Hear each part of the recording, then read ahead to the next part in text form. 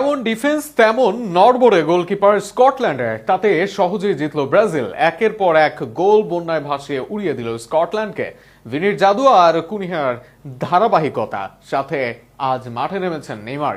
Match জুড়ে দারুণ খেলেছেন পাকেতা। স্কটল্যান্ডের বিপক্ষে জিতে নকআউট পর্ব নিশ্চিত করার ম্যাচ নিয়ে আরো থাকছে। দর্শক, ম্যাচের আগে ব্রাজিলের বেঞ্চে ঘিরে ফটোগ্রাফরা ভিড় জমালেন।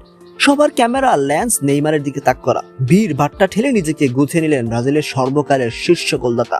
তারপর এলো সেই মহেন্দ্র খন। ৭৫তম মিনিটে অ্যাসিস্ট্যান্ট রেফারি বোর্ড তুললেন। তারপর গ্যালারি ফেটে পড়ল উচ্ছ্বাসে। ম্যাথিউস কুনার বদলে নেইমার ৯৮১ দিন পর ব্রাজিলের জার্সিতে মাঠে নামলেন। মাঠে নেমে ছাপ রাখতে পারেনি নেইমার। তার আগেই ৩-০ গোলে এগিয়ে থাকা ব্রাজিলের জয় সুনিশ্চিত ছিল।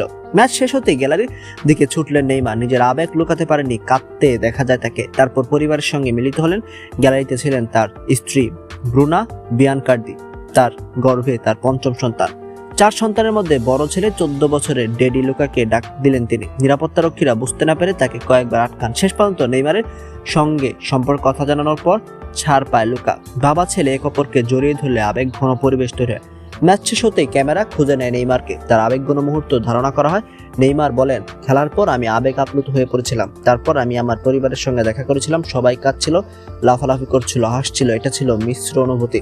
নেইমার আরো বলেন, সত্যিকারের কৃতজ্ঞতার মুহূর্ত। আমার লক্ষ্য ছিল বিশ্বকাপে খেলা, জাতীয় দলে ফেরা, এই জার্সি পরা। আমি এখানে থাকতে ভালোবাসি, ব্রাজিল জাতীয় দলের জার্সি পরতে ভালোবাসি। ভক্ত সমর্থকদের ভালোবাসা নিয়ে তিনি বলেন, আমি ব্রাজিলিয়ানদের ধন্যবাদ জানাতে চাই তাদের ভালোবাসা এবং সব সময় যে সমর্থন দিয়েছে সেজন্য।